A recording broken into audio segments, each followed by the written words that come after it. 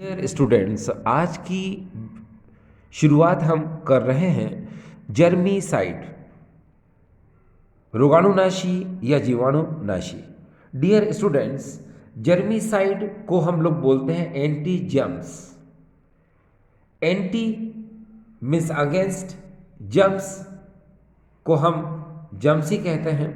ठीक है, तो एंटी जर्म्स का मतलब होता है कि ऐसे केमिकल सब्सटेंस जो इस जर्म्स के अगेंस्ट में वर्क करते हैं उसको हम लोग बोलते हैं एंटी जर्म्स। देखिए, जर्मीसाइड जिसको हमने कहा एंटी जर्म्स, इसको अगर हम देखें, इसको हम क्या बोल सकते हैं? देखें यहाँ पर, germicides are substance which possess the power to destroy germs. Germicides ऐसे केमिकल सब्सटेंस होते हैं जो जर्म्स को डिस्ट्रॉय कर देते हैं। ठीक है, एक बार फिर से देखिए, germicides are substance which possess the power to destroy germs. देखिए, जर्मीसाइड्स ऐसे केमिकल सब्सटेंस होते हैं जो जर्म्स को डिस्ट्रॉय करने की कैपेसिटी या पावर रखते हैं। ठीक है, उनको डिस्ट्रॉय कर देते हैं, तो उनको हम लोग क्या बोलते हैं? जर्मीसाइड। देखिए एक बार फिर से, हिंदी मीडियम स्टूडेंट्स, देखिए ऐसे रासायनिक पदार्थ जिनमें रोगाणु या जीवाणु को नष्ट करने की क्षमता होती है उसे हम कहते हैं रोगाणुनाशी या जीवाणुनाशी। डियर स्टूडेंट्स, देखिए रोगाणुनाशी या जीवाणुनाशी, यहां पर क्वेश्चन है जर्म। जर्म का मतलब होता है रोगाणु या जीवाणु। ठीक है, तो प्रश्न अगर आता है रोगाणुनाशी या जीवाणुनाशी तो यू कैन अंडरस्टैंड जर्मीसाइड। ठीक है, तो आप थोड़ा सा ध्यान रखें कि रोगाणुनाशी मतलब जर्मीसाइड, जीवाणुनाशी मतलब जर्मीसाइड। ठीक है, अब रोगाणुनाशी या जीवाणुनाशी ये होते क्या है? तो मैंने आपसे कहा ऐसे रासायनिक पदार्थ जिनमें रोगाणु या जीवाणु को नष्ट करने की क्षमता होती है, नष्ट करने की शक्ति होती है। ठीक है, उन्हें हम क्या कहते हैं? रोगाणुनाशी या जीवाणुनाशी कहते हैं। ठीक, अब आगे बात करते हैं। डियर स्टूडेंट्स, एक बार फिर से देखिए, ये जितने भी जर्मीसाइड्स होते हैं ये sulphur compound, mercury compound and phenolic compound होते हैं। एक बार फिर से सुनिए, जितने भी रोगाणुनाशी या जीवाणुनाशी होते हैं ये सल्फर के यौगिक, मरकरी के यौगिक या फिनॉल के यौगिक होते हैं। अब जैसे अगर हम सबसे पहले शुरुआत करते हैं ये सल्फर कंपाउंड यानी सल्फर यौगिक से, तो आपको पता है जो फार्मूला आप देख रहे हैं, ठीक है, ये बीथियोनल जो कि सोप में होता है। ठीक है, यानी कि जो नहाने वाले साबुन होते हैं, ठीक है, जिसको बाथिंग सोप भी हम लोग बोलते हैं, उनमें ये बीथियोनल ये एक कंटेंट होता है। ठीक है, इस बीथियोनल के होने की वजह से होता क्या है कि ये protect the skin from pimple, यानी कि जो पिंपल हो, पिंपल से क्या करता है, हमको पिंपल नहीं होने देता बॉडी में। ठीक है, और ये डैंड्रफ भी नहीं होने देता। ठीक है, और थर्ड ये है स्किन इन्फेक्शन भी ये नहीं होने देता। ठीक है, और मैं आपको एक इंपॉर्टेंट बात बता दूं कि ये बैक्टीरिया को भी डिस्ट्रॉय कर देता है। एक बात मैं आपको और बता दूं कि ये एंटीसेप्टिक की तरह भी बिहेव होता है। तो साबुन यानी कि बाथिंग सोप से जब हम नहाते हैं तो याद रखिए कि बहुत सारी प्रॉपर्टी उस बाथिंग सोप में होती है। जैसे अभी हमने बात की, प्रोटेक्ट स्किन फ्रॉम पिंपल यानी पिंपल नहीं होने देता है ना, डैंड्रफ से प्रोटेक्ट करता है। ठीक है, और स्किन इन्फेक्शन को भी नहीं होने देता है। नेक्स्ट, जर्म्स को किल कर देता है। ठीक है, ये एक एंटीसेप्टिक की तरह भी ट्रीट होता है। ठीक है, ये जो है एंटीबैक्टीरियल भी होता है। तो सोप जो है एक बेहतरीन है। दूसरी बात, डीओड्रेंट की तरह भी ट्रीट होता है, यानी कि दुर्गंध नाशक। ये दुर्गंध का क्या कर देता है? नाश कर देता है। तो इसीलिए है ना, सोप, बाथिंग सोप यानी नहाने वाला साबुन बहुत इंपॉर्टेंट होता है। ठीक है, चलिए हम दूसरी शुरुआत करते हैं। ये देखिए मरकरी कंपाउंड, मरकरी कंपाउंड में जो Hg2 है इसको हम यूज़ करते हैं जर्मिसाइड, यानी कि ये रोगाणुनाशी या जीवाणुनाशी की तरह ट्रीट होता है। थर्ड और देखिए, फिनोलिक कंपाउंड की अगर हम बात करते हैं, यानी फिनोल के यौगिक की बात करते हैं, तो डियर स्टूडेंट्स ये देखिए आपके सामने ये बेंजीन है, बेंजीन पर अगर OH लगता है तो उसको हम फिनोल बोलते हैं, ठीक है। और अगर ये पैरा पोजीशन होती है, इस पर अगर CH3 लगेगा तो हम इसको बोलेंगे पैरा क्रिसोल। ये मेटा पोजीशन होती है तो इसको हम लोग बोलते हैं मेटा क्रिसोल। ये तो आपको पता ही होगा ना डियर। देखिए मैं आपको एक बात बता दूं, कभी कभी क्या होता है ऑर्गेनिक केमिस्ट्री में थोड़ा सा ध्यान रखें। जैसे ये बेंजीन होती है, सपोज ये बेंजीन है, ये बेंजीन अब हुई बेंजीन, और मान लो यहाँ पर कोई ग्रुप लगा हुआ है, सपोज यहाँ पर कोई भी ग्रुप आपने ले लिया, ये ना कोई भी समूह लगा दिया, तो ऑर्थो पोजीशन डियर ये होती है, इसको हम लोग बोलते हैं ऑर्थो। मेटा पोजीशन डियर ये होती है, इसको हम लोग बोलते हैं मेटा। और पैरा पोजीशन डियर क्या होती है, ये होती है, जिसको हम लोग खड़े में बोलते हैं क्या, पैरा पोजीशन, ठीक है। यानी क्या होती है, ये पैरा पोजीशन होती है, ये पैरा, बस। तो आपको पता चल गया, ये आर्थो होती है, ये मेटा होती है, और ये क्या होती है, पैरा पोजीशन होती है, ठीक है। तो बस अब यहाँ देख लो आप, ये कौन सी पोजीशन है, पैरा, ये कौन सी है, मेटा, है ना। तो इसको हम लोग बोलेंगे पैरा क्रिसोल और ये बोलेंगे मेटा क्रिसोल। डियर स्टूडेंट्स, ये पैरा क्रिसोल और मेटा क्रिसोल जो होते हैं, इनका जो मिक्सचर होता है इसको हम लोग बोलते हैं क्रिसाइलिक एसिड। और ये क्रिसाइलिक एसिड इसको भी हम सोप में मिक्स करते हैं। तो ये सोप में क्या करता है, ये सोप में जर्मिसाइड का काम करता है, यानी कि रोगाणु नाशी या जीवाणुनाशी के रूप में होता है। तो डियर स्टूडेंट, आपने भी देखा यहाँ पर ये जर्मिसाइड, जिसको कि हमने रोगाणुनाशी या जीवाणुनाशी कहा। स्टूडेंट, आज हमारा अगला टॉपिक है एंटासिड, प्रति अम्ल। देखिए, substance which remove the excess acid in the stomach and raise the pH to appropriate level are called antacid.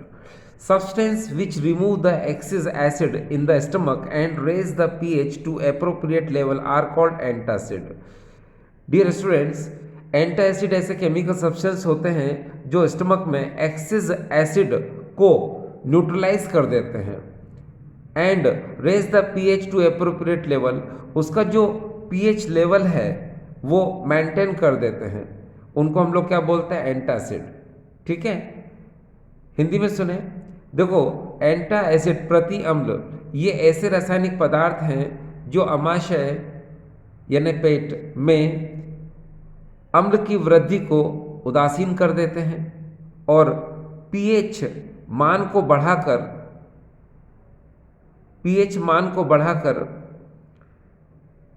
उसके अम्ल के स्तर तक पहुंचा देते हैं। उन्हें हम कहते हैं प्रति अम्ल। एक बार फिर सुनिए, ऐसे रासायनिक पदार्थ जो अमाशय में यानी पेट में अम्ल की वृद्धि को उदासीन कर देते हैं और उस अम्ल का जो पीएच मान है उसे उसके सामान्य स्तर तक पहुंचा देते हैं, उसे हम कहते हैं प्रति अम्ल। Dear students, salt of aluminium, calcium, magnesium and sodium, ये जितने भी होते हैं ये सारे के सारे एंटासिड यानी प्रति अम्ल होते हैं। एक बार फिर से देखिए, salt of aluminium, calcium, magnesium and sodium, ये सभी एंटासिड होते हैं, ठीक है। अब जैसे हम बात करते हैं कि हमारे स्टमक में अगर एसिड की क्वांटिटी ज़्यादा है तो हम क्या करेंगे, हम किसी भी बेस का यूज़ करेंगे। या हमारे पेट में अगर अम्ल की मात्रा ज़्यादा है या अम्ल की मात्रा है तो हम किसी भी क्षार का प्रयोग करेंगे। अब देखिए, स्टमक में HCl है, हम बेस की फॉर्म में सोडियम हाइड्रोजन कार्बोनेट लेते हैं। तो यहाँ देखिए, sodium hydrogen carbonate Na positive HCO3 negative की फॉर्म में होता है, ठीक है। तो होता ये है कि यहाँ पर जो HCl है, आपको पता है ये H जो है पॉजिटिव होता है, Cl क्या होता है, नेगेटिव होता है, ठीक है। तो सबसे पहले क्या होता है, यहाँ पर NaCl का फॉर्मेशन होता है, ये देखिए, और फिर उसके बाद ये HCO3 negative and H positive ये कंबाइंड होकर के सबसे पहले बनाते हैं ये H2CO3 का फॉर्मेशन करते हैं, यानी कि कार्बोनिक एसिड का फॉर्मेशन करते हैं, ये देखिए कार्बोनिक एसिड। उसके बाद आपको पता है कार्बोनिक एसिड जो है अनस्टेबल होता है, ये डीकम्पोज हो जाता है, टूट जाता है ये CO2 का फॉर्मेशन करता है, एज वेल एज जो है ये H2O का फॉर्मेशन करता है। जब ये CO2 का फॉर्मेशन करता है तो हमें लंबी सी एक डकार आती है, ठीक है, और हम ठीक फील करते हैं। एक बार फिर से देखिए कि जब हमारे पेट में अमाशय में अम्ल की मात्रा होती है और हम क्षार के रूप में, यानी कि इस अम्ल की मात्रा को उदासीन करने के लिए जब हम किसी क्षार का प्रयोग करते हैं जैसे सोडियम हाइड्रोजन कार्बोनेट, तो इसमें देखिए सोडियम हाइड्रोजन कार्बोनेट में Na पॉजिटिव है और HCO3 नेगेटिव है, और अम्ल में H पॉजिटिव Cl नेगेटिव होता है, तो Cl नेगेटिव Na पॉजिटिव से रिएक्शन करके NaCl बना लेता है, सॉल्ट बना लेता है, लवण बना लेता है। अब ये HCO3 नेगेटिव और H पॉजिटिव मिलकर H2CO3 यानी कार्बनिक अम्ल का निर्माण कर लेते हैं। ये कार्बनिक अम्ल जो है अस्थायी होता है, फिर क्या होता है ये ब्रेक हो जाता है CO2 एंड H2O में। जब CO2 का निर्माण होता है तो हमें एक लंबी सी डकार आती है, ठीक है, जिससे हम ठीक महसूस करते हैं। अब डियर स्टूडेंट देखिए क्या था, 1970 में जो पहले एंटासिड हुआ करते थे जैसे sodium hydrogen carbonate, magnesium hydroxide, aluminium hydroxide, ये जितने भी होते थे ये सबसे ज़्यादा उनमें मैंने आपसे कहा कि 1970 तक magnesium hydroxide, aluminium hydroxide, sodium hydrogen carbonate यही एंटासिड जो है यूज़ में आते थे, ठीक है। और उनमें जो सबसे ज़्यादा हार्मफुल था वो सोडियम हाइड्रोजन कार्बोनेट था। क्यों था सोडियम हाइड्रोजन कार्बोनेट? क्योंकि जो सोडियम हाइड्रोजन कार्बोनेट है ये स्टमक में जब इसको हम यूज़ करते थे तो ये उस स्टमक में सॉल्यूबल हो जाता था, ये पेट में अमाशय में विलय हो जाता था और उस स्टमक को ज़्यादा बेसिक कर देता था, ज़्यादा क्षारीय कर देता था, जिसकी वजह से क्या होता था कि पेट के अंदर और ज़्यादा एसिड प्रोड्यूस करने की स्ट्रेंथ बढ़ जाती थी, यानी कि अधिक अम्ल उत्पन्न करने की जो है क्षमता बढ़ जाती थी, जिससे क्या होता था, जिससे स्टमक और एसिडिक हो जाता था, अमाशय जो है और अधिक अम्लता उसकी बढ़ जाती थी और अधिक अम्लीय हो जाता था। तो यही सोडियम हाइड्रोजन कार्बोनेट था। अब जब वो अधिक अम्लीय हो जाएगा यानी मोर एसिडिक हो जाएगा तो स्टमक में क्या करेगा, वो अल्सर भी कर सकता है। अल्सर मीन्स पेट में घाव कर देगा। अल्सर होने की वजह से फिर उसमें ब्लीडिंग हो जाएगी और अगर ज़्यादा ब्लीडिंग हो गई तो हमारी डेथ भी हो सकती है। तो ये जो सोडियम हाइड्रोजन कार्बोनेट आपने देखा होगा, इसको इनो में हम लोग यूज़ करते हैं और भी जो कंटेंट होते हैं उनमें सोडियम हाइड्रोजन कार्बोनेट का यूज़ किया जाता है, ठीक है। इसको हम बेकिंग सोडा भी बोलते हैं ना। चलिए अब दूसरा अगर हम देखें यहाँ पर magnesium hydroxide and aluminium hydroxide, यानी जितने भी मेटल हाइड्रोक्साइड होते हैं ये ज़्यादा जो है बेटर होते हैं इन के कंपैरिजन में, क्योंकि ये जो है वाटर यानी ये जो है स्टमक जो होता है, पेट जो होता है उसमें ये अनसॉल्युबल होते हैं, ठीक है, यानी कि अनसॉल्युबल होते हैं और धीरे धीरे क्या स्टमक को बेसिक करते हैं। जब स्टमक धीरे धीरे बेसिक होगा तो एसिड भी धीरे धीरे जो है प्रोड्यूस होने लग जाएगा स्टमक के अंदर और धीरे धीरे वो क्या होने लगेंगे, न्यूट्रलाइज होने लगेंगे। और ये पीएच वैल्यू को जो है 7 से ज़्यादा नहीं करते हैं। ये जो मैग्नीशियम हाइड्रोक्साइड, एल्यूमिनियम हाइड्रोक्साइड, जितने भी हाइड्रोक्साइड होते हैं ये पीएच लेवल कभी भी 7 से ज़्यादा नहीं करेंगे, और जबकि ये क्या कर देते हैं, पीएच लेवल 7 से ज़्यादा कर देते हैं। तो स्टमक पर क्या एक प्रेशर पड़ता है जिसकी वजह से क्या होता है उसके अंदर और ज़्यादा जो है एसिड प्रोड्यूस करने की स्ट्रेंथ बढ़ जाती है, ठीक है। अब देखिए डियर स्टूडेंट, अगर मान लो हम में यानी हमारी बॉडी को एंटासिड चाहिए तो किस किस फॉर्म में होता है, देखिए milk of magnesia, magnesium hydroxide, terms यानी कैल्शियम कार्बोनेट, बुफेरिन यानी कि मैग्नीशियम कार्बोनेट। डियर स्टूडेंट क्या होता है, मान लो पेट में गैस है ना, जिसको हम लोग बोलते हैं गैस ट्रबल, पेट में दर्द है यानी स्टमक एक, सीने में जलन है इसको बोलते हैं हार्ट बर्न, कब्ज है कॉन्स्टिपेशन है, पेट में घाव है अल्सर है। तो इन सभी केसेस में जो है एंटासिड का यूज़ किया जाता है, ठीक है। अब बात आपको एक समझ में आ रही होगी कि हमारी बॉडी में अगर एसिड प्रोड्यूस होता है और अगर हम इन एंटासिड का यूज़ करते हैं तो याद रखिए आप उसके रीज़न को, यानी कि रीज़न को इस उसके रीज़न को ख़त्म नहीं कर रहे हैं, सिर्फ आप थोड़ी देर के लिए क्या कर रहे हैं, उस जो एक्सेस ऑफ एसिड है उसको न्यूट्रलाइज करने के लिए इन एंटासिड का यूज़ आप कर रहे हैं। ठीक है, मेरे कहने का अर्थ ये है कि जो उसका कॉज है, जो रीज़न है, जो कारण है, वो रीज़न, वो कॉज है ना, वो इन एंटासिड से कभी खत्म नहीं होता है। ठीक है, सिर्फ ये एसिड को न्यूट्रलाइज करते हैं, यानी कि अम्ल को क्या कर देते हैं, ये उदासीन कर देते हैं, मगर ये रीज़न को कभी भी ठीक नहीं कर पाते हैं कि भाई किस वजह से जो स्टमक के अंदर एसिड प्रोड्यूस हो रहा है, तो उसको ये क्या करते हैं, उसको ठीक ये नहीं कर पाते हैं।